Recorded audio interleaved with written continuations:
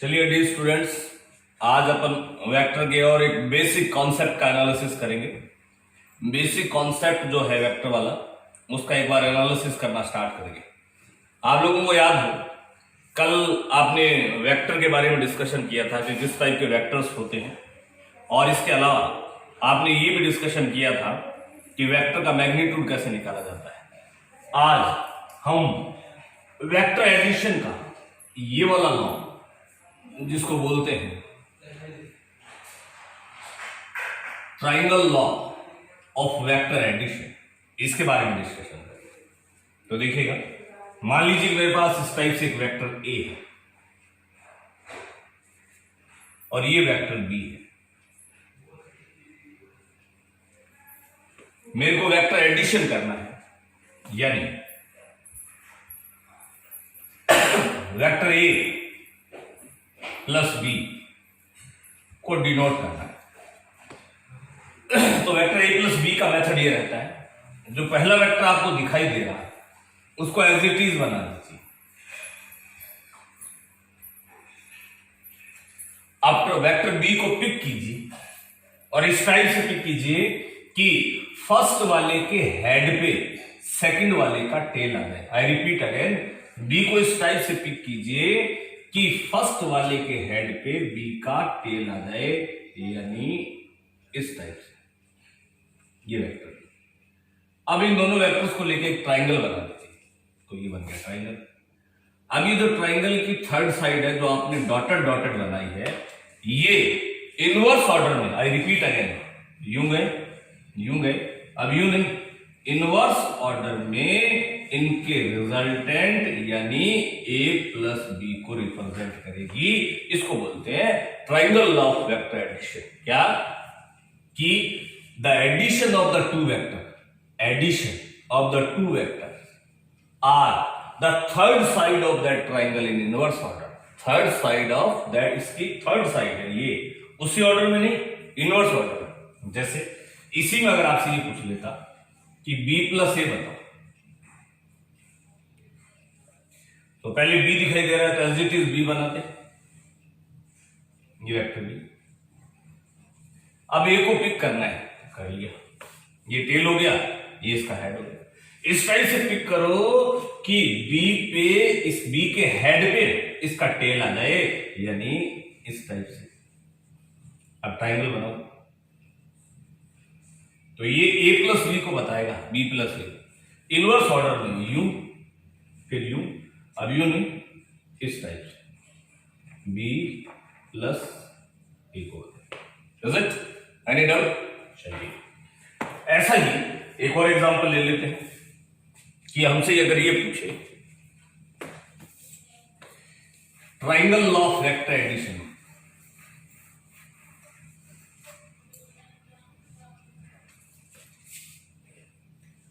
ये vector P है, ये वेक्टर Q है। हमसे पूछे P प्लस Q बताइए, तो P प्लस Q भी बता देते हैं।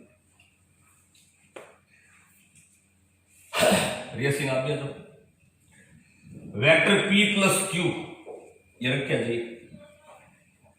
वेक्टर P प्लस Q अगर आपसे पूछा है तो देखिए, वेक्टर P को as it is, vector P को एज इट इज बनाना है, एज इट इज ये बना दिया वेक्टर P। इसको बोलते हैं triangle law of vector addition. अब Q को पिक कीजिए, Q को इस टाइप से एडजस्ट करना है कि फर्स्ट के हेड पे इसका टेल आ जाए, फर्स्ट के हेड पे इसका टेल आ जाए, यानी ये आपका वेक्टर P था। इस Q को मैंने उठा लिया, ये इसका हेड हो गया, ये इसका टेल हो गया, तो यहां लगाऊं क्या? नहीं, मैंने बोला फर्स्ट के हेड पे आना है, तो फर्स्ट के हेड पे आओ और इस टाइप से आओ, यूं भी नहीं लगाना, यूं लगाएंगे। मैंने बोला फर्स्ट के हेड पे इसका टेल आ जाए, तो इस टाइप से बनाना पड़ेगा। ये Q हो गया। अब इन दोनों को लेकर ट्राइंगल बना दो। ट्राइंगल कैसे बनेगा? डेफिनेटली ऐसे बनेगा। तो ये ट्राइंगल की थर्ड साइड है, ये P प्लस Q को बताएगी। कैसे बताएगी? वो भी इनवर्स ऑर्डर में, पहले यूं गए थे, फिर यूं गए, अब यूं नहीं आना, अब यूं आना है, तो ये बताएगा थर्ड साइड जो है वो P प्लस Q को बताएगा। ओके, ये आपसे पूछा गया था P प्लस Q। मान लीजिए आपसे Q प्लस P पूछ लेता, मान लीजिए आपसे पूछ लेता कि Q vector Q plus vector P बताइए, तो वेक्टर Q, पहले वेक्टर Q, तो वेक्टर Q को एज इट इज बना दीजिए, बना दिया। अब P को पिक करना है जैसे का तैसा, हिलाना नहीं है इसको, ना यूं करना है ना यूं करना है, बिल्कुल पैरेलल। इस टाइप से पिक करें कि फर्स्ट के हेड पे, तो हेड पे या तो यूं आएगा या यूं आएगा। फर्स्ट के हेड पे इसका टेल आ जाए तो P को यूं बनाना पड़ेगा, एम राइट। तो आप देखेंगे कि ये P आ गया, अब इसको मिला दीजिए इनवर्स ऑर्डर में, यूं यूं यूं नहीं यूं, तो अभी किसको बनाएगा Q प्लस। कोई डाउट? सपोज करो कि यहां आपसे P माइनस Q पूछ लेता या फिर Q माइनस P पूछ लेता, तो वो भी देख लेते हैं। पहले क्या दिखाई दिया P को एज इट इज उठा लीजिए, उठा लिया, ये P हो गया। अब प्लस का Q है तो Q को उठाते, अब प्लस Q है या माइनस Q है, तो Q को अपोजिट करके उठाओ, मतलब U है ना तो इसको U उठाओ, ये। अब ये मानना है ये टेल है और ये हेड, अपोजिट उठाना है क्योंकि माइनस Q, ये टेल है और ये हेड, उठा लिया। वही कि इस फर्स्ट वाले के हेड पे इसका टेल आ जाए, ये इस बार ये टेल है ये हेड है, तो इसका टेल U। तो अब ये Q नहीं रहा, ये क्या बन गया, अब आप इससे ट्राइंगल बना लीजिए, बना लिया। वो इनवर्स ऑर्डर में यू नहीं डाउनवर्ड, तो ये क्या बन जाएगा P minus Q minus Q। पहले क्या दिखाई दे रहा है आपको Q, तो Q को उठाओ एज इट इज, Q को उठा लिया एज इट इज। अब P को नहीं उठाना, P का अपोजिट इसको उठाओ, यानी इस बार ये हेड और ये टेल था ना, इस बार ये टेल और ये हेड है, ये टेल ये, इसको उठा दिया, ये टेल है। इस टेल को इसके हेड पे लगाना है, यानी इस टाइप से लेके जाएंगे, ये Q था, अब ये P नहीं रहेगा, ये माइनस P हो जाएगा, ट्राइंगल बना देंगे। इनवर्स ऑर्डर में यूं, अब यूं नहीं, इसका इनवर्स ऑर्डर ले लेंगे तो ये Q माइनस P को रिप्रेजेंट करेगा। क्या ये बात आपको समझ में आ गई क्या? इस टाइप से P plus Q, P minus Q, vector का एडिशन और वेक्टर का सब्सट्रैक्शन कर रहे हैं। Is that any doubt? चलिए इसी में एक आर्टिकल और देखते हैं। आपको याद है मैंने वेक्टर के फर्स्ट लेक्चर में आपको मैग्नीट्यूड निकालने के लिए R equal to under root P square plus Q square plus 2PQ cos theta बताया था, उसका भी प्रूफ देख लेते हैं। उसके लिए हमें एक और वेक्टर एडिशन का लॉ पढ़ना पड़ेगा जिसको बोलते हैं parallelogram,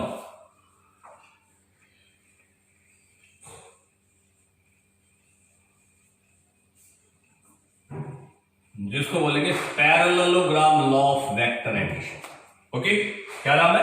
parallelogram of vector addition. ये क्या बोलता है?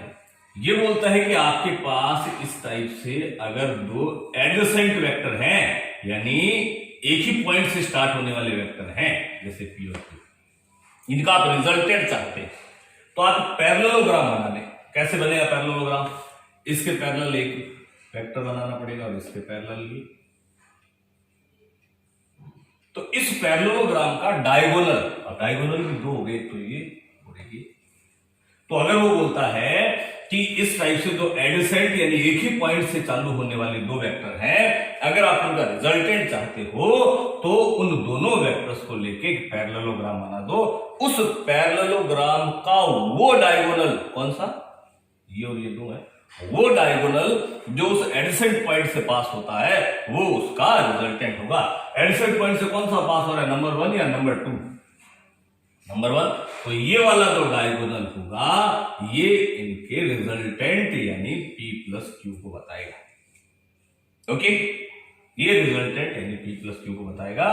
the diagonal of that parallelogram that is passing from the adjacent point will be the resultant of the both vector. This is known as the parallelogram. Is it? अब वो formula कहां से derive हुआ वो भी देख लेते हैं, चलिए उसको भी देखते हैं. लेट अस कंसीडर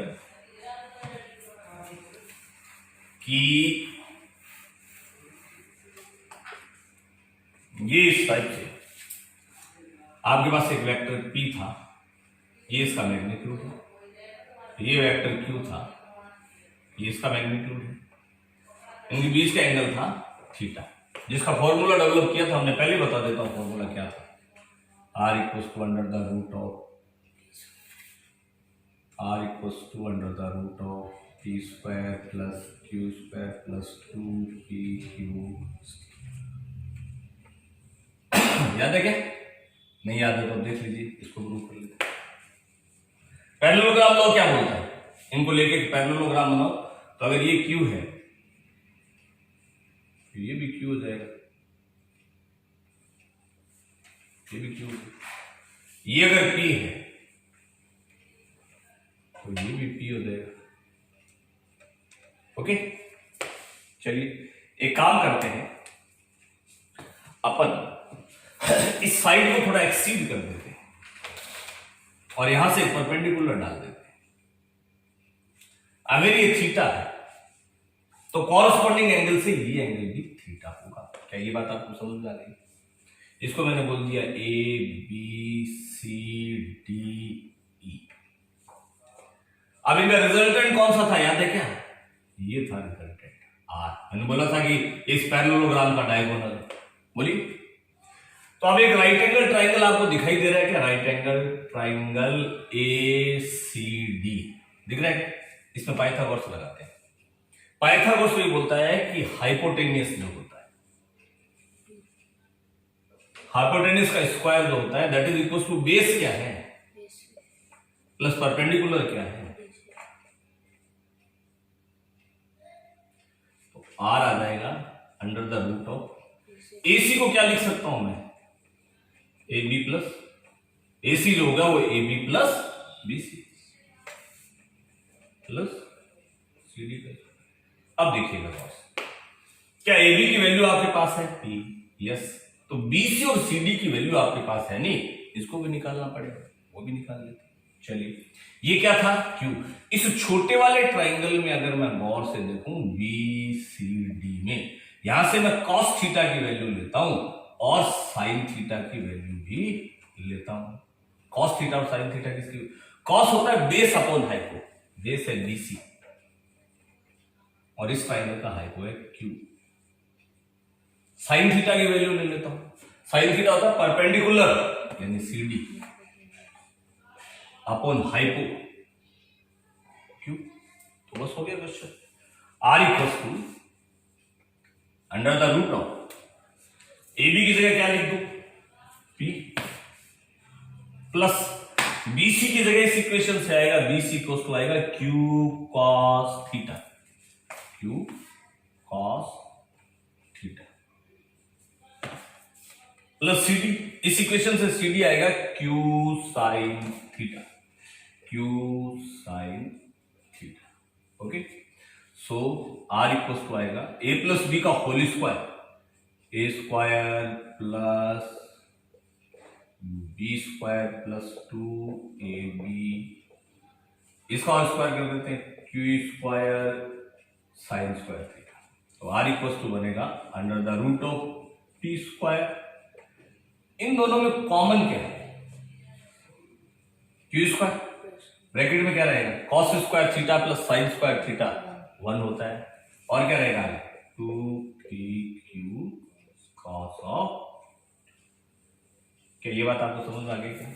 यही फॉर्मूला प्रूव करना था, याद कीजिए.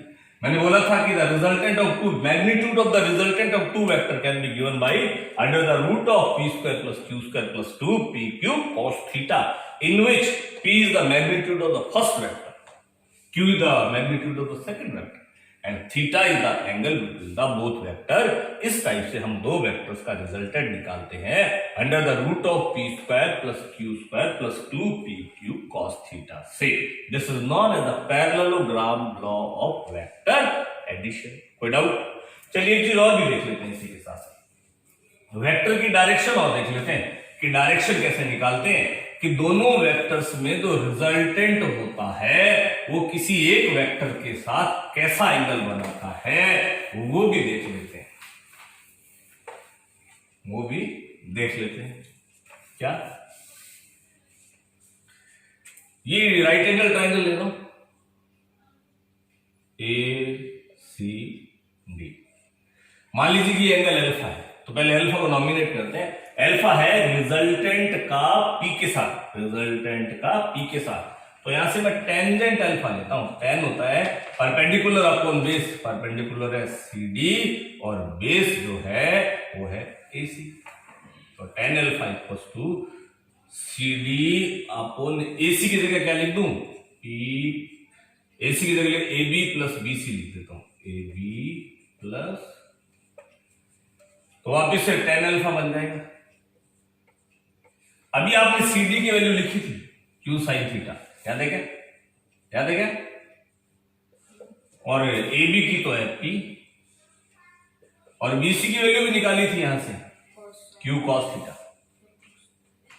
That is the angle of resultant with the vector P tangent alpha equals to Q sin theta upon P plus Q cos theta। एक बार वापस से रिपीट करें, tangent alpha equals to Q sin theta upon P plus Q cos theta।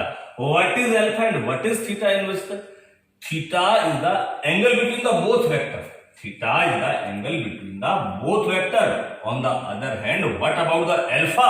Alpha is the angle of the resultant with the vector P. I repeat again. What about the alpha? Alpha is the angle of resultant with the vector P. So this is the law of parallelogram in which we received two type of formula. One of the magnitude of the vector r equals to under the root of p square plus q square plus 2pq cos theta, and second one is the direction of the resultant with the vector p. Tangent alpha can be given by q sin theta upon p plus q cos theta. That's all for today. कल और मिलते हैं next video के साथ। Thank you gentleman.